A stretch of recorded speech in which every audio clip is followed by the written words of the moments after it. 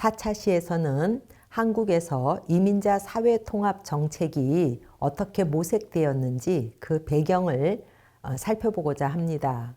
우선 체류 외국인이 이제 점점 증가했죠. 그 다음에 한국에서도 인구학적인 어떤 변화가 있어서 저출산 및 이제 고령화로 외국인 이민자에 대한 이제 생각들이 좀 변화하기 시작했죠.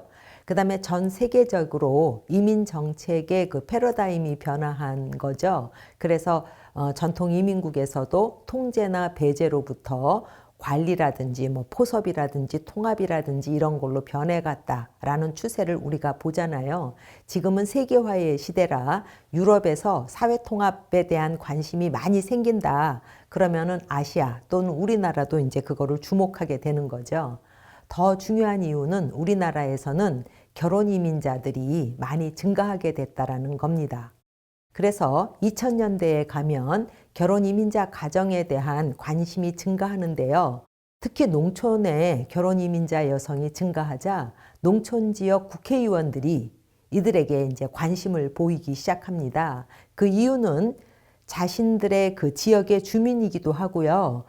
이러한 결혼 이민자들은 추후 투표를 할 수 있는 선거권이 있죠. 그래서 투표를 할 수 있는 사람이니까 이제 이 사람들에 대해서 관심을 보였겠죠. 그런데 우리나라로 결혼해서 들어오는 여성의 문제, 이거는 굉장히 새로운 사건이었기 때문에 이들에 대한 정보가 너무 없다라는 사실을 알게 됩니다. 그래서 2000년대 초에 이제 이러한 국회의원들이 보건복지부에 국제결혼 가정에 대해서 실태를 좀 파악해달라라고 이제 의뢰를 해요. 그래서 2004년 12월부터 2005년 6월까지 첫 번째 이제 실태조사가 이루어집니다. 그 첫 번째 실태조사는 복지부에서 이제 의뢰를 해서 설동훈 교수팀이 2005년에 이제 그 보고서가 나와요. 그래서 그 보고서에 보면 국제결혼한 가구 한 1000가구 정도를 이제 설문조사했고요.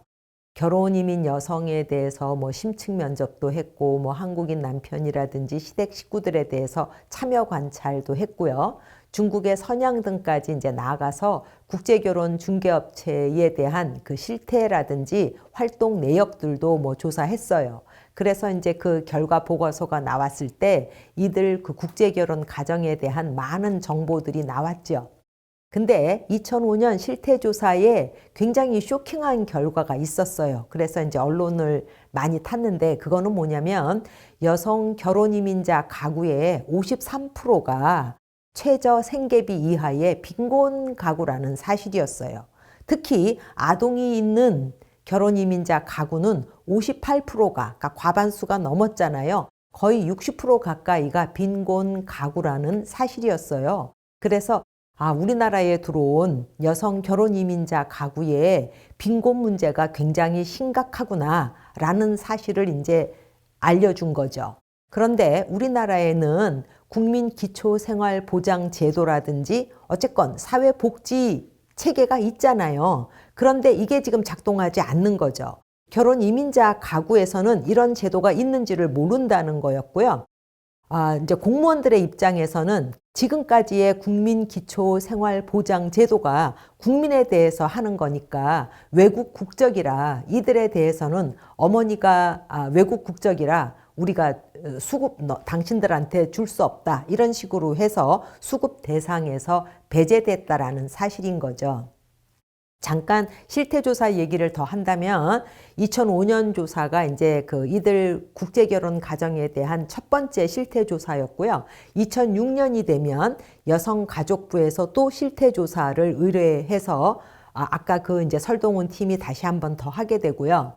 2008년이 되면 우리나라에서 다문화 가족 지원법이라는 게 이제 통과가 돼요. 그래서 법이 시행되기 때문에 그 법에서 매 3년마다 이들에 대한 실태조사를 하게 되어 있어요. 그래서 2009년에 이제 실태조사가 그 다문화 가족 지원법에 의해서 했고요. 근데 이제 2009년 조사에서 보건사회연구원하고 한국이민학회가 이제 공동으로 조사했는데 이제 어떤 문제점을 발견한 거예요. 그래서 어떤 연구팀들이 조사하는 것보다는 통계청에 이 조사를 맡겨서 하는 게 훨씬 낫다라고 판단해서 이 조사 자체가 통계청으로 넘어가게 돼요. 그래서 2012년부터 매 3년마다 통계청 주도적으로 이제 조사를 하게 되게 되었습니다. 당시 막 출범했어요. 참여정부가 2003년부터.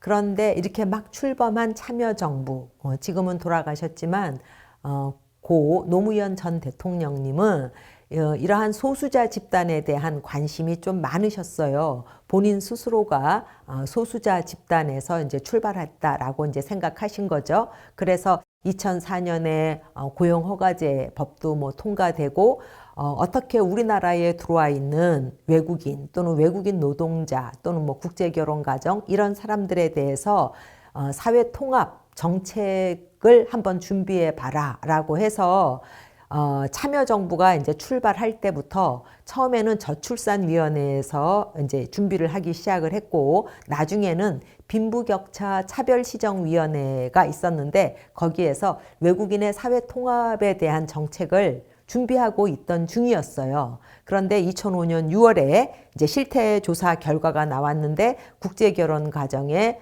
53%가 또는 아이가 있는 국제결혼 가정의 거의 60% 가까이가 빈곤 가정이다라는 어떤 쇼킹한 결과가 나왔지요. 그 다음에 2006년 2월이 되면 하인스 워드 스토리가 몇 달을 언론에 크게 막 드러나게 돼요. 그러면 여러분들 하인스 워드 씨가 누군지 아시나요? 예, 하인스 워드라는 사람은 1976년에 태어났으니까 지금은 한 47세 되셨겠네요.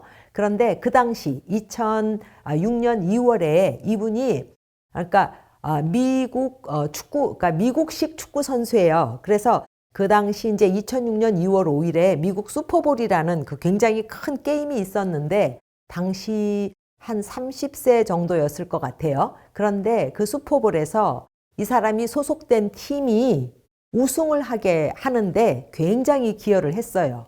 그래서 그해 이 사람이 슈퍼볼 MVP 상도 받았어요.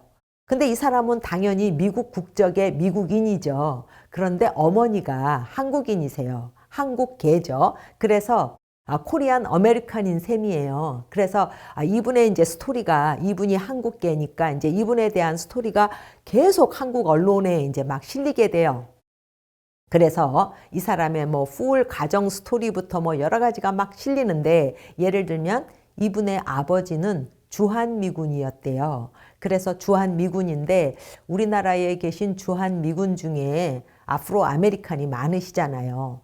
그 다음에 이제 어머니는 한국인이세요. 그래서 이제 한국에서 결혼해서 한국에서 이 하인스 워드가 태어난 거예요. 그런데 한 살 때 이 어머니가 생각할 때 한국에서 키우면 너무 차별을 많이 받을 것 같아서 이제 아이를 데리고 미국으로 가신 거죠. 그래서 조지아주의 애틀란타로 가셨다고 해요. 근데 가셔서 1년 만에 이제 아버지는 독일로 다시 이제 그 미군이니까 이렇게 전 세계를 돌잖아요. 그래서 독일에 가서 근무하게 되는데 어머니하고 이혼을 하게 돼요. 근데 이제 아마 미국에서는 부모가 이혼을 하면 법정에서 이 아이를 누가 맡는 것이 이 아이한테 가장 이익인가를 가지고 이제 재판을 하는데 어머니가 이제 한국 사람이라 아직 영어를 잘 못하고 하니까 아이는 친가에서 그러니까 아버지의 부모가 키우는 것이 더 낫다라고 판단해서 2살부터 한 6살까지는 아버지의 이제 그러니까 친할아버지나 친할머니 쪽에서 키우셨다 그래요. 근데 이제 신문에 난 스토리에 의하면 아버지가 뭐 독일에 있긴 했지만 그 한 몇 년 동안 7살 될 때까지 양육비를 전혀 보내주질 않았다고 하네요. 그래서 7살이 되었을 때 이제 다시 어머니를 만나서 그때부터 한국인 어머니가 이 하인스 워드를 키우죠. 그래서 이제 이 사람의 가정 스토리 같은 것이 이제 막 나고 뭐 미국에서 뭐 차별받았던 이야기 뭐 이런 게 막 나면서 국내에서 이렇게 아프로 아메리칸하고 한국인 간에 결혼해서 나온 그 당시는 우리가 혼혈인이라고 부르기도 했거든요. 이런 혼혈인에 대한 차별에 대한 뉴스가 막 나요. 우리나라가 이러한 혼혈인이 한국 전쟁, 50년에서 53년 한국 전쟁 때 혼혈인이 많이 태어나고요. 그 다음에 이제 우리나라에 어쨌건 미군이 주둔했으니까 미군과 한국 사람이 만나서 결혼해서 나오는 혼혈인들이 있었거든요. 근데 그 사람들이 다 우리나라에서 굉장한 차별을 겪었어요. 그래서 그 우리나라에 이제 50년대를 겪었던, 태어나셨던 분들은 자신들의 기억 속에 우리나라에서 혼혈인들이 얼마만큼 차별을 받았는가에 대한 어떤 기억들이 있으실 거예요. 그래서 이 문제가 이제 신문에 막 나자 우리 국민들, 많은 국민들이 우리나라가 혼혈인에 대해서 너무 차별이 심했어. 이런 한국식의 배타적 민족주의는 없어져야 한다라는 아주 굉장한 사회적인 분위기가 만들어져요. 이제 그때 이러한 사회적인 분위기 속에서 2006년 4월에 이들 국제결혼 가정에 대한 지원 대책이 발표가 돼요. 그래서 예를 든다면 2006년 4월에 여성 결혼 이민자 가족의 사회통합 지원 대책과 혼혈인 민 이주자 지원 방안이 나와요. 그래서 첫 번째 정책이 나올 때는 결혼 이민자뿐만 아니고 국내 혼혈인에 대해서 우리가 뭘 좀 지원하자라는 정책이 나오고 2006년이 되면 국무총리실 산하의 외국인 정책위원회가 만들어져서 첫 번째 회의에서 외국인 정책 기본 방향 및 추진 체계가 발표돼서 이게 2007년 7월에 제한 외국인 처우 기본법으로 이제 만들어져요. 그런데 제한 외국인 처우 기본법이 있음에도 2008년 3월에 특별하게 다문화 가족만을 위한 다문화 가족 지원법이 또 만들어져서 시행하게 돼요. 그래서 2008년 다문화 가족 지원법 이후로 우리나라에서는 처음 시작할 때 이민자에 대한 사회통합 또는 혼혈인까지를 포함한 사회통합 또는 우리나라에 계신 외국인에 대한 어떤 사회통합 이런 여러 가지가 고려가 됐지만 결국은 다문화 가족에 대한 사회통합으로 이렇게 너무 초점이 맞춰지는 경향이 있습니다. 그래서 결론적으로 한국의 이민자 사회통합 정책은 다문화 가족 지원법에 근거해서 다문화 가족에 대한 사회통합 정책으로 발전하게 됩니다.